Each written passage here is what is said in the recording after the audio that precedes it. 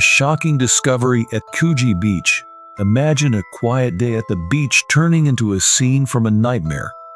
It was a sunny morning in April 1935, and Coogee Beach was bustling with families, couples, and children enjoying the day. But no one could have expected that a tiger shark, swimming in an aquarium tank, would suddenly reveal a gruesome secret. As the shark began to convulse and vomit, the crowd watched in horror as a human arm, complete with a faded tattoo of two boxers, floated to the surface. This shocking discovery was just the beginning of one of Australia's strangest mysteries, involving crime, betrayal, and a tale that would haunt the country for years. If this story moves you to think about the mysteries of life and the importance of standing against wrongdoing, consider supporting us. Like this video and subscribe to the channel, so together we can uncover more stories that speak to our shared values. A sunny morning at Coogee Beach. The waves rolled in lazily that sunny morning on Coogee Beach.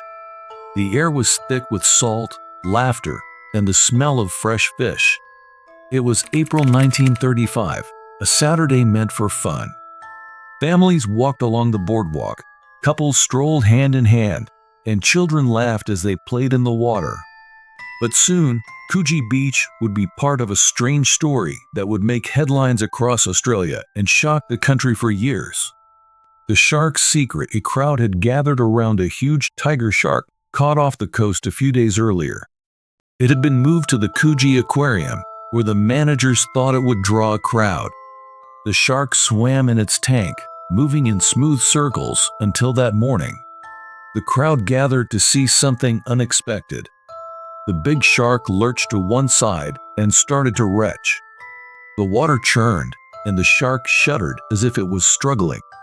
Gasps filled the room as it threw up a strange mix of things. There were bones, bits of sea creatures, and something that made everyone freeze: a human arm. A hush fell over the room. The severed arm floated in the tank, its fingers slightly twisted. It had a faded tattoo of two boxers, fists raised. It was clearly human. What followed was confusion, questions, and soon a full police investigation. The investigation begins. Detective Sergeant James Harry was put on the case. As he entered the aquarium, the smell of salt water mixed with the stench of the shark's vomit. He looked around, his eyes landing on the arm. Its pale flesh seemed out of place, floating in the tank.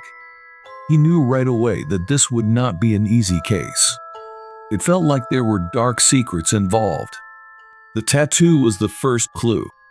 After checking criminal records and missing persons lists, they found a match: James Smith, a small-time crook known to hang around Sydney's shadier areas.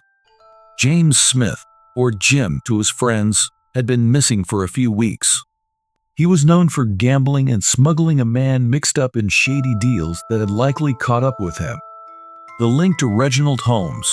The first lead pointed to Reginald Holmes, a rich boat builder who seemed far removed from someone like James Smith. Holmes was a well-known businessman, part of high society, with money and influence that kept him safe from scrutiny. But as the investigation continued, it became clear that Holmes and Smith had a business relationship, the kind that involved illegal activities. Along with another man named Patrick Brady, they were part of a forgery ring, making and passing fake banknotes. The last night of James Smith Brady was the last person known to have seen James Smith alive. Witnesses said they saw Smith and Brady drinking at a pub the night Smith disappeared. Brady had a bad reputation, known for his temper and shady nature. He seemed like someone who could easily resort to violence if things went wrong, and there was no doubt he might have played a role in Smith's death. Detective Harry questioned Patrick Brady. He was slippery, full of nervous energy and forced smiles, dodging questions and shifting blame. Harry knew he was lying, but without solid evidence, there wasn't much he could do. Holmes, meanwhile, denied any involvement, but he was clearly tense. He began drinking heavily, his confidence cracking under the pressure. He had secrets that were close to coming out. Holmes's fatal choice, Then came the day that changed everything.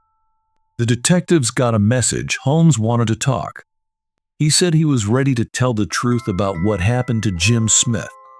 But before he could make his statement, he was found dead, shot in his car in what looked like a planned hit. It was a shocking twist in an already confusing case. Holmes's death painted a clear picture. Someone was tying up loose ends. Whoever killed Smith or knew the full story wanted to silence anyone who might talk. Brady stayed silent, denying everything while in custody. Despite all the suspicion, there was no real proof to convict him.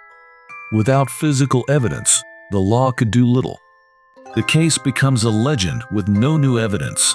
The case of the severed arm, Holmes's mysterious death, and the connections between them slipped into the realm of unsolved mysteries.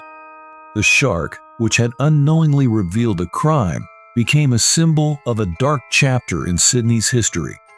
The arm was buried, Brady was released, and the details faded into the back pages of old newspapers. But people remembered the shark that revealed a hidden crime, the severed arm that told a story of betrayal, and the man with too many secrets. It showed how unpredictable life could be. A moment in nature, revealing a web of greed, violence, and desperation. A lasting story, the shark arm mystery became a cautionary tale, a piece of folklore that mixed with the sea breeze, a reminder that secrets, no matter how well hidden, can still rise from the depths when least expected.